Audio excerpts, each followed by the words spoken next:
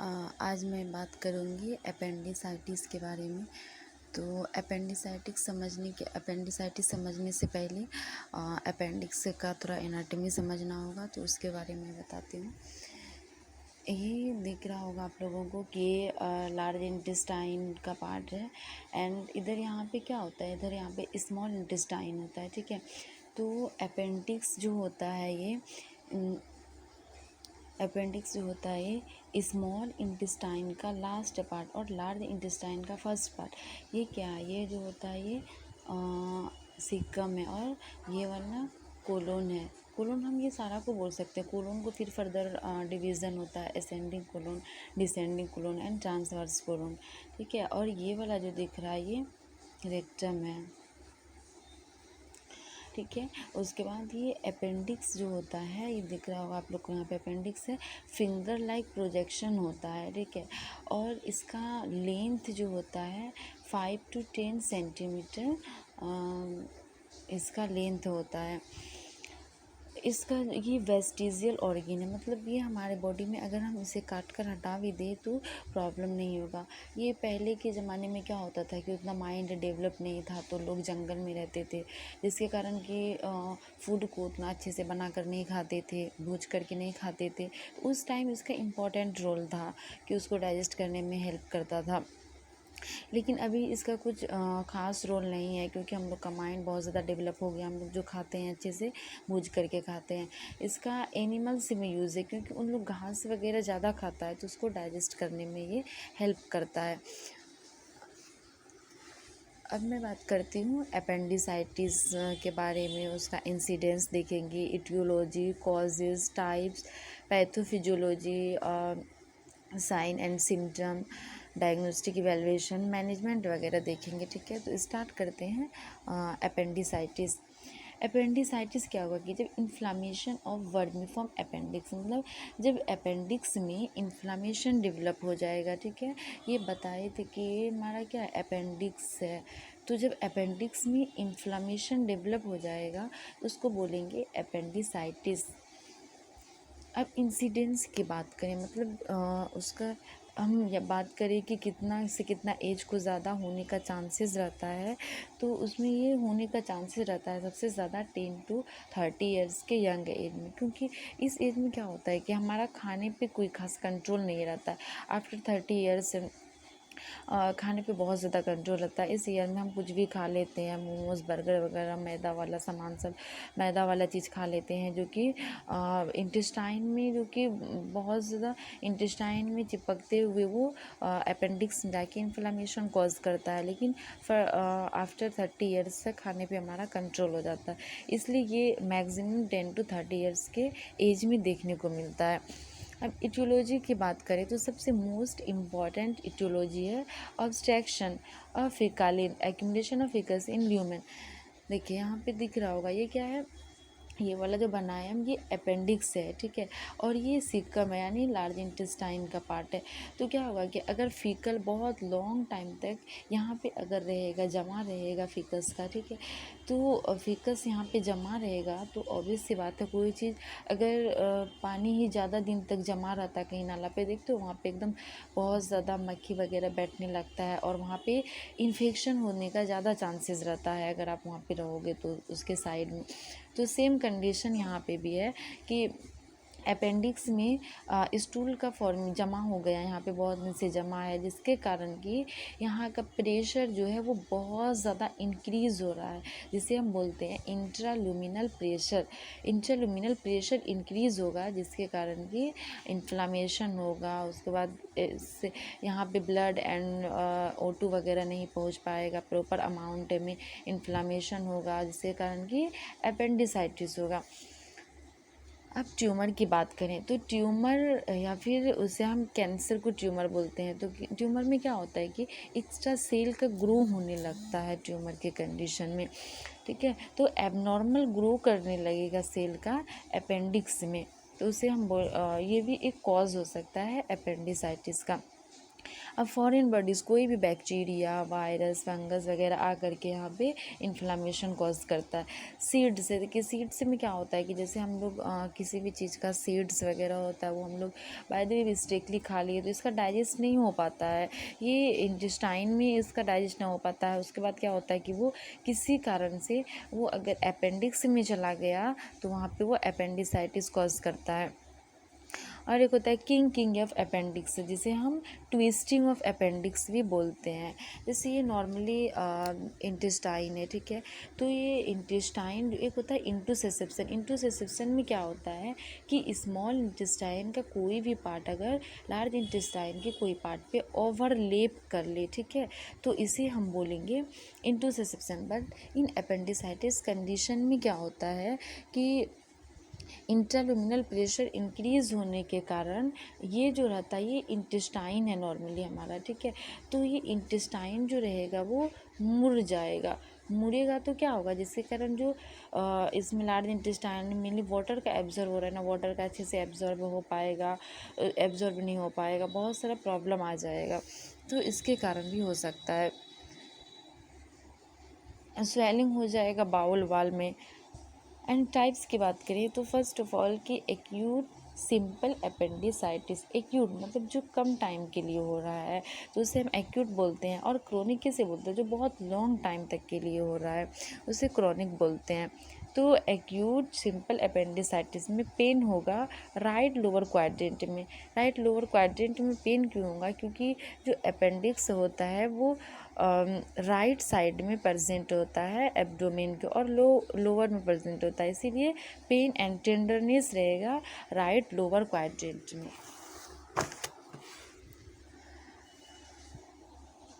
अब acute प्रूलेंट appendicitis में क्या होगा, प्रूलेंट मतलब होता है पस का फॉर्मेशन हो जाना, तो इससे पस का फॉर्मेशन हो जाएगा अपेंडिक्स में। परफोरेशन, गैंग्रीन, परफोरेशन मतलब कोई अगर किसी कारण से कोई होल वगैरह हो गया इसमें अपेंडिक्स में, क्योंकि due to perforation inflammation substance जो रहेगा वो इंटर करेगा पेरिटोनियल कैविटी में और पेरिटोनाइटिस कॉज करता है। इसका कॉम्प्लिकेशन भी है पेरिटोनाइटिस, के बारे में फर्दर हम बात करेंगे। अपेंडिशियल एब्सिस हो जाएगा। अब इसका हम पैथोफिजियोलॉजी देखते हैं, ठीक है। पैथोफिजियोलॉजी में क्या होगा कि देखिए ये हमारा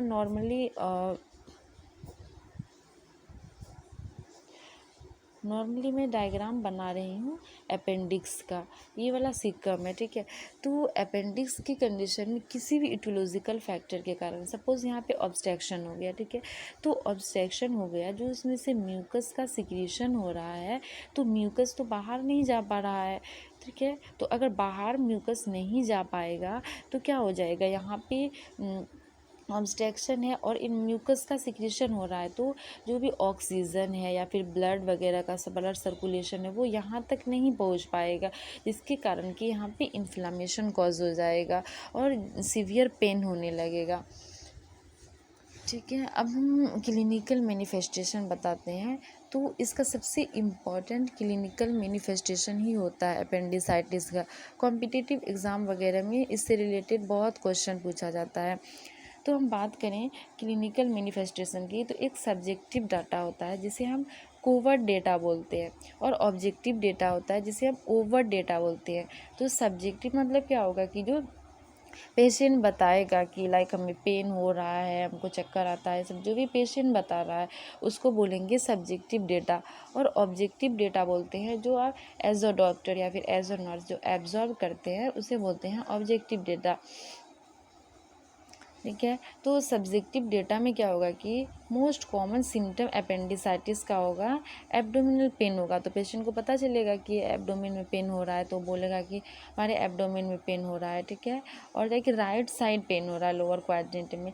अपेंडिसाइटिस का मोस्ट पेन अगर होगा तो राइट लोअर क्वाड्रेंट में ही होगा, क्योंकि अपेंडिक्स हमारा एब्डोमिन के राइट साइड में एंड लोअर में प्रेजेंट होता है, ठीक है। और मेलाइज रहेगा मतलब फीलिंग ऑफ डिस्कम्फर्ट, वो अच्छा फील नहीं कर पाएगा, एनोरेक्सिया हो जाएगा, लैक ऑफ एपेटाइट, भूख नहीं लगेगा, वोमिटिंग हो जाएगा, क्योंकि स्टोमक का जो कंटेंट है वो एक्सपेल्ड हो जाएगा, बाहर आने लगेगा। अब होता है rebound tenderness, classical sign subjective sign है और ये बहुत इंपॉर्टेंट साइन है।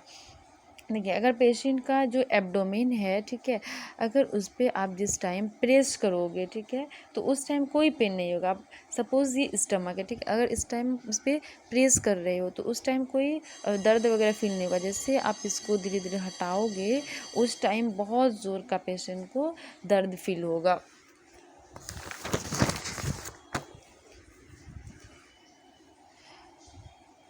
अब हम देखते हैं कि pain generalised abdominal right lower quadrant में पेन होगा, ये तो बताए थे फर्दर अभी।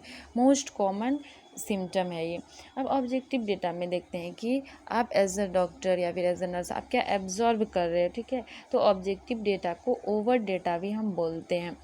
एक होता है मिक बर्नी साइन। ये क्या होता है कि सपोज़ ये हमारा क्या है कि एब्डोमेन का रीजन है, ये राइट साइड है और ये लेफ्ट साइड है, तो ये अपर में प्रेजेंट है, इसलिए से बोलेंगे हम राइट अपर क्वाड्रेंट, और ये लेफ्ट अपर क्वाड्रेंट है, और यहाँ पे है right lower quadrant, left lower quadrant है, ठीक है। तो इसका स्टमक का एब्डोमेन का रीजन जो होता है वो होता है एक राइट साइड में होता है, राइट 9 रीजन टोटल होता है, ठीक है। तो इस कंडीशन में क्या होगा, मैकबर्नी साइन किसे बोलते हैं कि यहाँ पे अम्बिलिकल रीजन होता है, ठीक है, और यहाँ पे इलियक रीजन। तो ये दोनों का बीच का जो स्पेस होगा, ठीक है, दोनों के बीच का अगर हम लेंगे तो यहाँ पे स्पेस होगा, तो इसको हम बोलेंगे मैकबर्नी साइन, ठीक है। तो ये मैकबर्नी साइन में बहुत ज़्यादा पेन होने लगता है। अब एक होता है रोसिन साइन। ये क्या होता है कि अगर पेशेंट को, ठीक है, आप अगर लेफ्ट लोअर क्वाड्रेंट में पाल्पेट करोगे तो उसको राइट लोअर क्वाड्रेंट में पेन फील होने लगेगा। एब्चुरेटर साइन।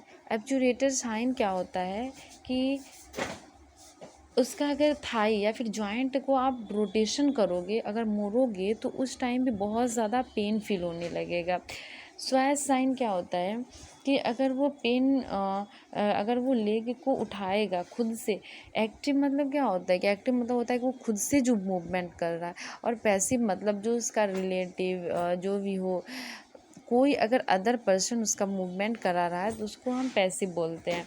तो एक्टिव अगर वो खुद से एलिवेटेड करेगा लेग को, अगर आप बोलोगे अपेंडिसाइटिस वाले पेशेंट को कि आप लेग को ऊपर करो, तो वो नहीं कर पाएगा क्योंकि उसको बहुत ज़्यादा पेन फील होने लगेगा राइट लोअर क्वाड्रेंट में। अब हम बात करते हैं डम्फिश साइन। इंक्रीज पेन होने लगेगा राइट लोअर क्वाड्रेंट में किस कंडीशन में, जब कफ करने लगेगा, क्योंकि कफ में क्या होता है बहुत ज़्यादा एनर्जी लगता है। आप सुने होंगे कि किसी को अगर अस्थमा वगैरह रहता है तो उस टाइम बहुत ज़्यादा खांसी कफ होता है, जिसके कारण कि उसका एनर्जी बहुत लॉस हो जाता है। तो क्या होता है कि एक्सपेल्शन होता है, कफिंग में क्या एक्सपेल्शन होता है एयर का लंग्स से, वो इंट्रा एब्डोमिनल प्रेशर को इंक्रीज़ कर सकता है, तो इसके कारण हो जाएगा पेन। अब हम बात करते हैं हमबर्गर साइन का। तो हमबर्गर साइन क्या होगा कि इसमें पेशेंट जो रहेगा वो एनोरेक्सिया हो जाएगा, मतलब कुछ खाने का मन नहीं करेगा। 80% स्पेसिफिक साइन बोला जाए अपेंडिसाइटिस का तो वो है। अब कोचर साइन क्या होता है कि अम्बिलिकल रीजन में पेन होने लगेगा, ठीक है, जैसे कि बताए थे हम कि जिसे मैकबर्नी साइन बोलते हैं उस जगह पेन होने लगेगा। अब इसका साइन सिम्टम ख़त्म हो गया। अब इसके डायग्नोस्टिक इवेल्युएशन की बात करेंगे कि आप उसे चेक कैसे करोगे कि अपेंडिसाइटिस ही है। तो पहले हम हिस्ट्री कलेक्शन करते हैं, कोई पेशेंट आता है उसका पहले हम हिस्ट्री कलेक्शन करते हैं, फिजिकल एग्जामिनेशन लेते हैं। तो हिस्ट्री कलेक्शन में हम उसका डाइटरी पैटर्न मेनली चेक करेंगे कि उसका डाइट क्या था, ज़्यादा हेवी फूड का तो वो कंज्यूम नहीं कर रहा था जिसकी वजह से हुआ है। और फिजिकल एग्जामिनेशन में हम एब्डोमेन रीजन का ऐसे तो हेड टू एग्जामिन करते हैं, बट इन अपेंडिसाइटिस कंडीशन में हम एब्डोमेन रीजन का उसके एग्जामिनेशन करेंगे। और WBC काउंट है जिसमें इंक्रीज़ रहेगा। इंक्रीज़ क्यों रहेगा, क्योंकि यहाँ पे इन्फेक्शन हो रहा है, तो obvious सी बात है कि WBC काउंट जो रहेगा वो इंक्रीज़ रहेगा। अब यहाँ पे देखिए एक्यूट इन्फेक्शन की कंडीशन में न्यूट्रोफिल इंक्रीज़ रहता है और क्रोनिक में मोनोसाइट इंक्रीज़ रहता है। क्यों, क्योंकि एक्यूट इन्फेक्शन में क्या होता है कि एक्यूट मतलब होता है कि जो कम टाइम तक का इन्फेक्शन हो, ठीक है, तो उस टाइम न्यूट्रोफिल इंक्रीज़ रहता है, क्योंकि अगर सपोज़ कहीं पे झगड़ा हो रहा है तो पहले क्या होता है, जो कम पावर वाला पुलिस वगैरह रहता है वो आता है। अगर उससे नहीं सुलझाया जाता है तब फर्दर जो उससे ज़्यादा पोस्ट वाला जो पुलिस वगैरह रहता है वो आता है। तो सेम यहाँ पे भी होगा कि एक्यूट मतलब कम अगर इन्फेक्शन हो रहा है तो उस टाइम न्यूट्रोफिल इंक्रीज़ होगा। मोनोसाइट होता है कि ये बहुत ज़्यादा जब इन्फेक्शन हो गया उस टाइम मोनोसाइट इंक्रीज़ होता है।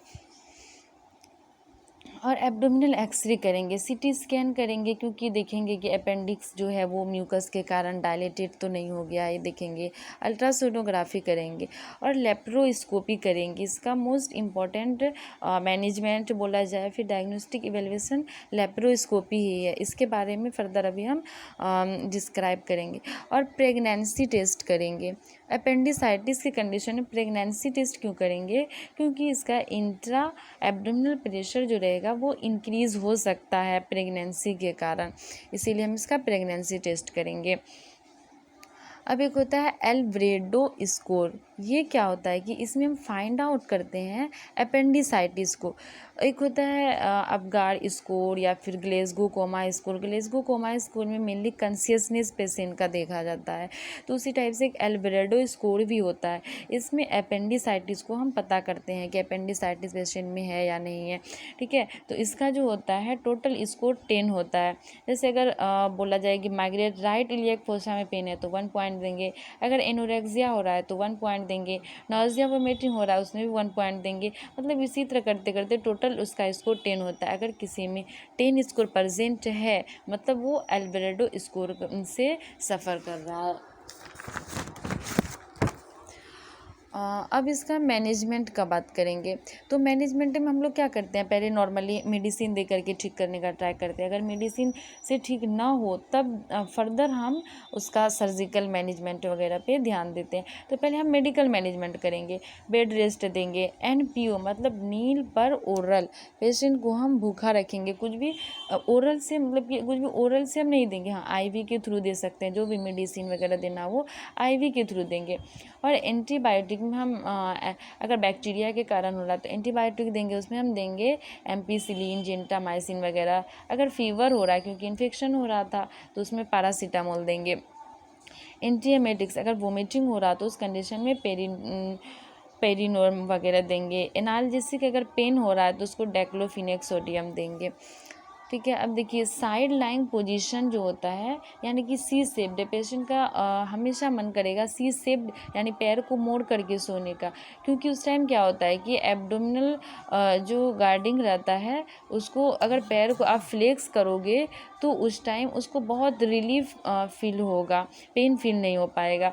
अब इसका हम सर्जिकल मैनेजमेंट की बात करें तो सर्जिकल मैनेजमेंट में laparoscopy appendicitis is the most important. इसमें क्या करते हैं कि एक होता है ओपन लेप्रोस्कोपी और एक होता है क्लोज लेप्रोस्कोपी।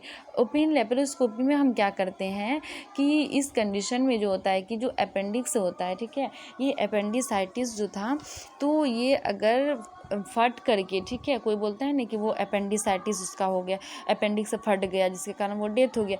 तो ये अगर अपेंडिक्स से सपोज फट गया और वो दूसरा अदर ऑर्गेन में भी वो फर्दर अदर ऑर्गेन में भी स्प्रेड हो रहा है, वहाँ पे इन्फ्लामेशन कॉज कर रहा है, तो इसको हम कट करके डायरेक्टली हटा देंगे। लेकिन क्लोज में क्या होता है कि क्लोज में ये एब्डोमिनल, अगर किसी का एब्डोमिनल है, ठीक है, तो इस कंडीशन में हम क्या करते हैं कि 2 या 3 इसमें इंसिजन लगाया जाता है और लेप्रोस्कोपी के थ्रू, लेप्रोस्कोपी में कैमरा लगा रहता है और यहाँ पे मॉनिटर रहता है, जो सर्जन या फिर डॉक्टर वगैरह रहते हैं वहाँ पे मॉनिटर रहता है, वहाँ पे वो देखते रहते हैं कि लाइक अपेंडिसाइटिस कहाँ पे है, कितना ये हुआ है, ठीक है। तो अपेंडिसाइटिस के कंडीशन में हम लेप्रोस्कोपी भी करते हैं।